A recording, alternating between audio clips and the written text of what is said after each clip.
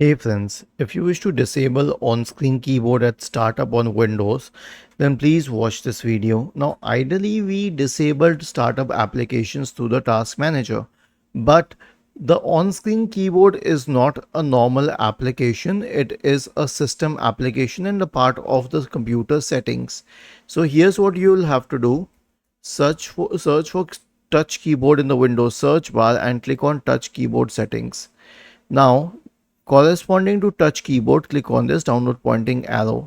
The default setting is when no keyboard is attached. So if you select always, it will always show the touch keyboard when you restart your computer. But if you select this option here which says no touch, no when no keyboard is attached, if the external keyboard is removed or if you do not have a keyboard attached to your system, it will show the touch keyboard. But here's an interesting thing: how would you even start your computer without a keyboard, because there is something called as a post test at the beginning. So the best setting, if you don't like a touch keyboard, is never. Just select it at never and the problem will be solved.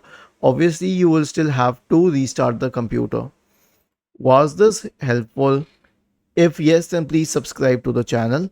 If not, then let us know in the comment section of the video on how we could help you further. Thank you for watching this video and have a nice day.